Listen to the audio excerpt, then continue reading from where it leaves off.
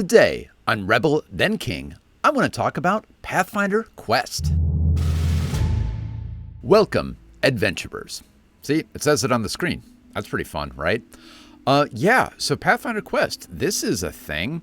Before I get going, no, this is not a sponsored video. I don't have early access to this or anything like that. I just am excited for this game. I want to talk about it, and I want to, well, try to get everyone else hyped. I don't think they really need all that much extra hype, because if you look at where they are on their goal, they are doing absolutely great. I have not pledged yet. I'm going to do that for sure because I'm excited about this game. Why am I excited about this? I have realized if I had to sum up the types of games that I like to play in one description, it is immersive games. That can include board games, TTRPG games, video games, as long as I really feel in the environment of the game. I find it to be fascinating. And I do think that is a little bit easier when you are face to face and when you have physical tokens and physical maps and physical scenery around you. I want to talk again about a board game, or I would call it a tabletop game, but it's too big to be that I absolutely love. I did do a video on this, so I think it's the only non-Pathfinder game video I've done. Not many people watched it, but that's okay. I still love the game. It is Battle Masters. This is a vintage game. I bought it on eBay a few years ago. I've played it a few times with friends. It actually reminds me a lot of Pathfinder Quest in a way. This is a very simple game. It is a simplified version of Warhammer from the early 90s, but it is big, immersive, and it's designed for people to be able to play it pretty easily. There are other similarities. Namely, this game, Battle Masters, comes with miniatures. So we've got miniatures like this. These are one of the hero units. They are called Men-at-Arms.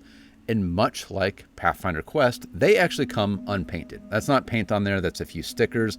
I kind of decided I'm never going to get around to painting these. I mean, maybe one day. There are I think about 30 total units, with 5 figures or so each. So it's a lot to paint.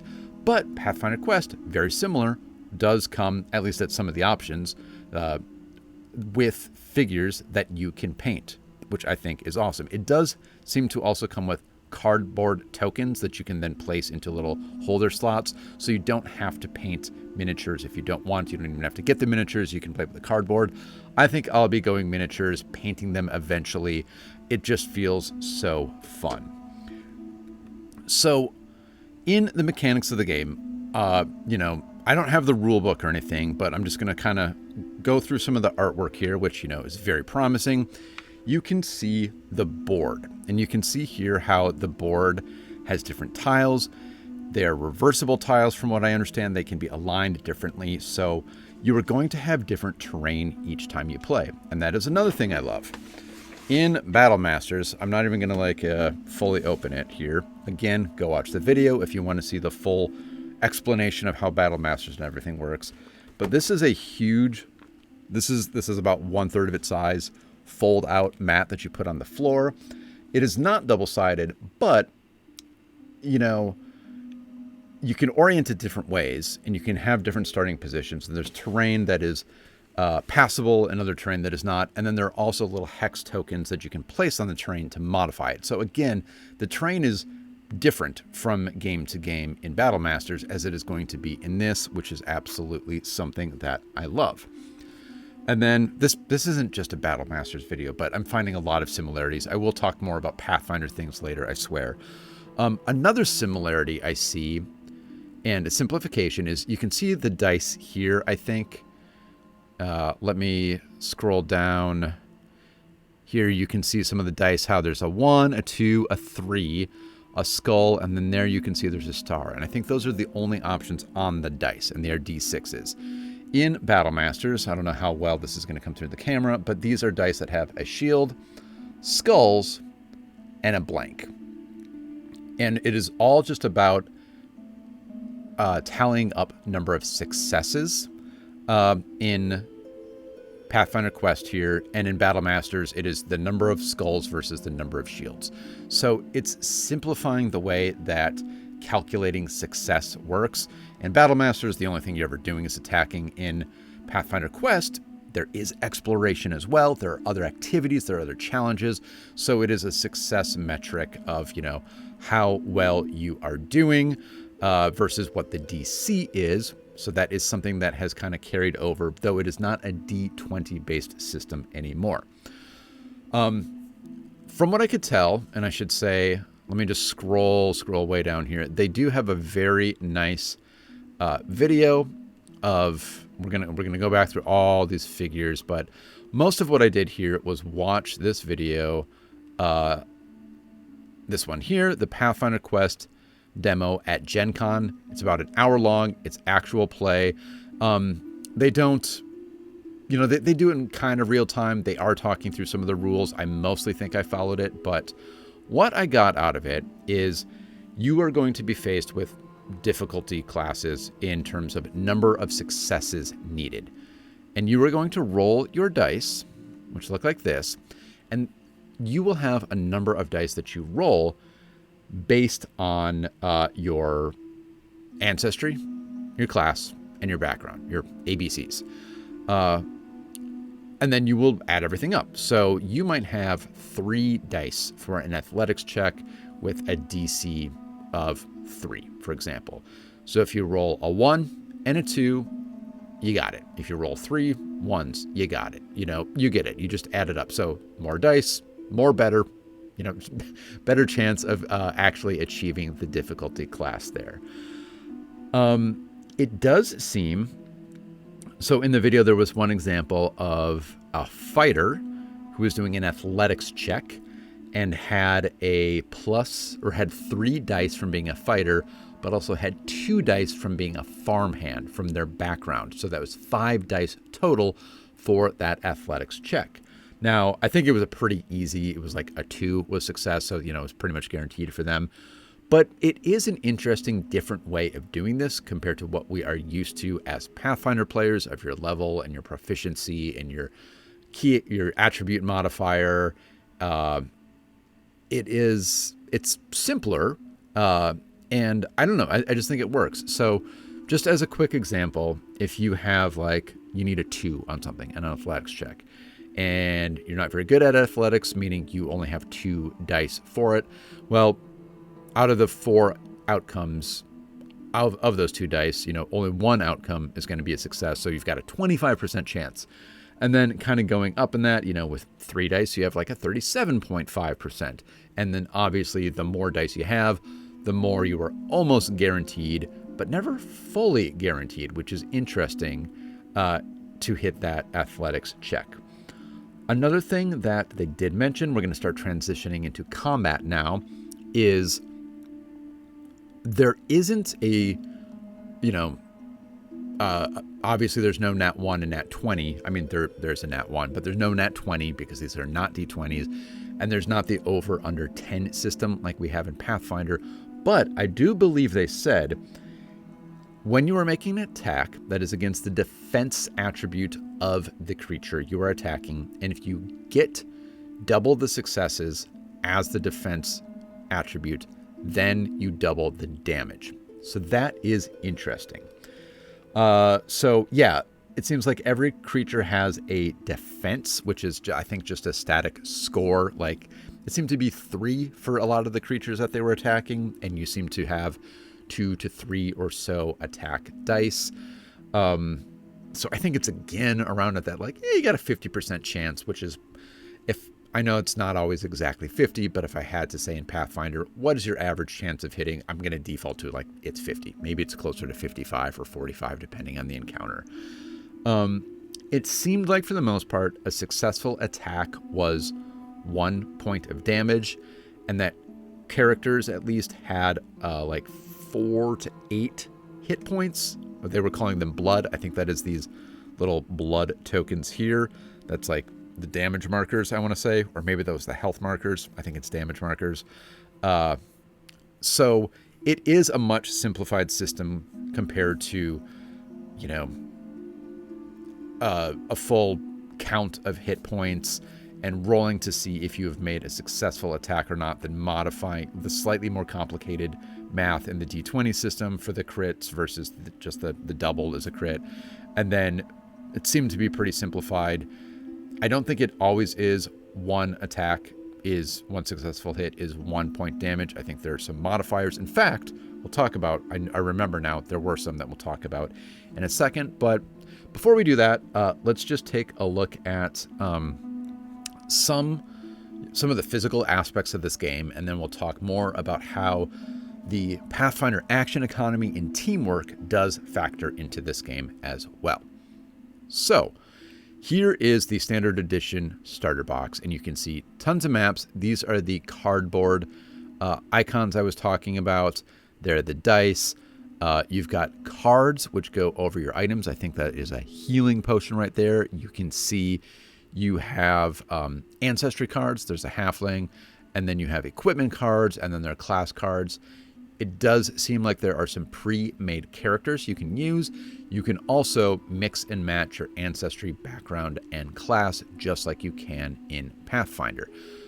Which classes are in here? That is interesting because more are being added as the Kickstarter, or it's not Kickstarter, sorry, the BackerKit moves along, which I think is awesome.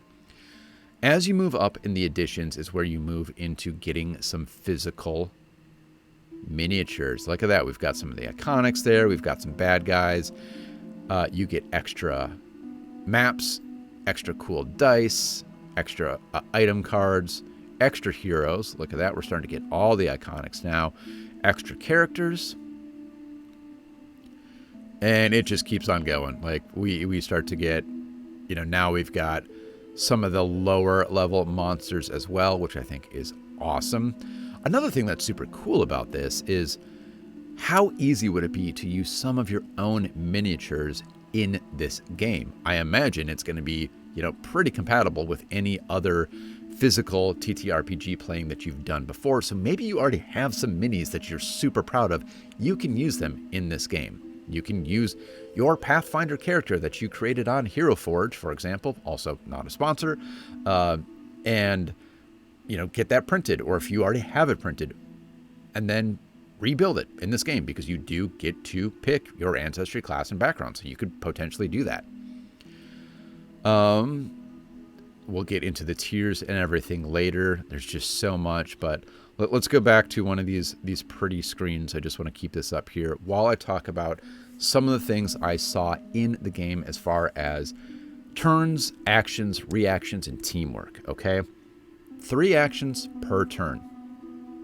Awesome. One of the best parts that everyone agrees is just fantastic about Pathfinder 2nd Edition is the 3 action economy, and we get that in this tabletop board game. That is amazing.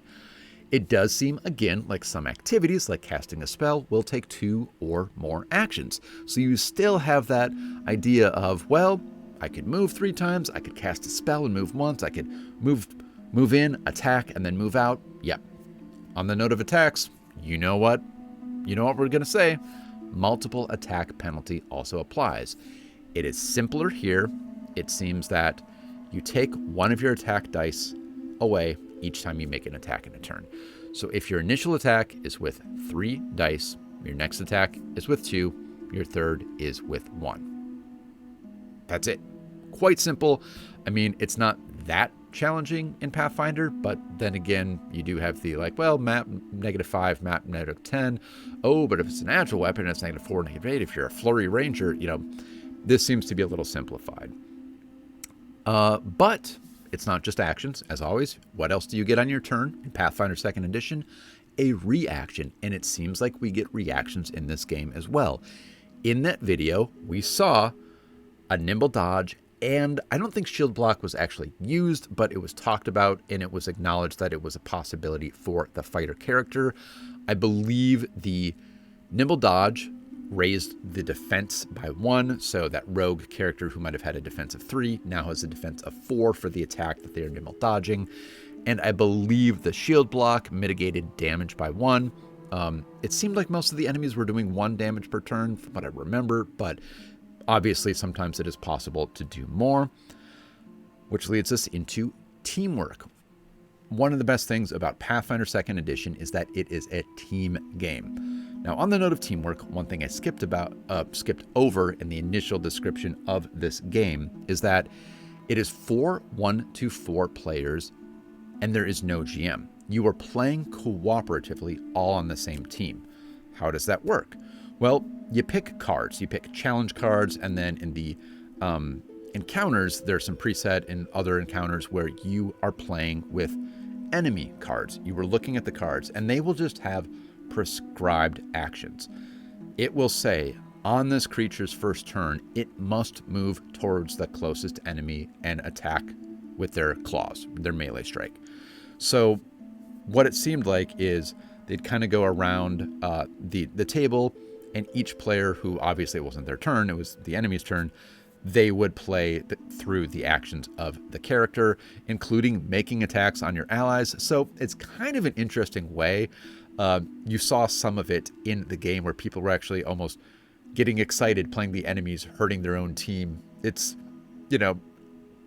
not something you should actually be excited for. You should be like, yay, I missed because I'm playing as the skeleton warrior. But I think it's very cool that it's engaging people when it is not their turn, because let's face it, that is a problem in Pathfinder 2nd Edition at times, is that downtime when it is not your turn, and maybe you don't really have reactions, as a lot of lower level characters really don't have. And you're just like, well, I should kind of pay attention, but otherwise I'm just waiting for my turn. So that doesn't seem to happen. But back to like traditional teamwork, it does seem that a lot of teamwork kind of abilities are considered in this game.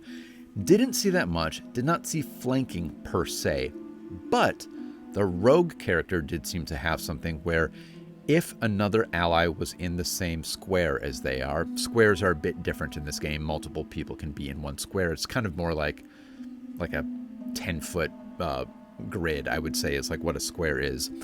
But if the rogue lands an attack and there's an ally in that same square, add 1 damage. It is their sneak attack, basically. It's not flanking exactly, it is not off guard exactly, but it is a teamwork feat. There are also spells in this game, as I alluded to earlier. Now, I didn't really see any like traditional buffing or debuffing spells in this, though I'm sure it exists. But they did have a wizard character who did use hydraulic push, and you know what? We've got damage plus pushing the enemy. So that kind of damage plus battlefield control seems to be an option. And then the other thing is, it does seem that different damage types also apply. That did cold damage specifically, and in the video there was also a cleric player who did healing, burst healing, which healed allies with vitality, and then also damaged some of the undead creatures with vitality. So that is pretty cool, I think. A couple of closing thoughts here is, of course, we tend to talk about combat a lot because Pathfinder 2nd Edition is pretty combat heavy, but there is exploration in this as well. So you are still playing full rounded characters who need those exploration skills. That seems to be handled with something they're calling exploration challenges, I believe. And it's the same thing. There is a DC, a difficulty for achieving that challenge, and you will have stats on your character like diplomacy, and you will roll dice according to what your diplomacy score is and see if you can achieve that, and that can affect the rest of the game. And then it did seem there were also combat challenges, which are sort of like, bonus objectives in the combat on top of just defeating the enemy. Closing thoughts here. I am super excited for this, obviously. I have many friends who I think would be interested in Pathfinder 2nd Edition, but could not commit to playing it, frankly. I think I could get them on board and really excited with this game, though. I think that the about 2-hour runtime that the game is designed to be is perfect. Maybe make it a little longer even, for an immersive night with friends. It's a little shorter than a lot of one-shots. It's less prep work than one-shots, and you don't have to teach someone the full rules of Pathfinder 2nd Edition. This looks like it is designed to sit down and kind of learn in a day. I'm pretty excited for it. I think I'm going to go in pretty hard, get a lot of miniatures, start painting, and start playing. Catch you next time, adventurers.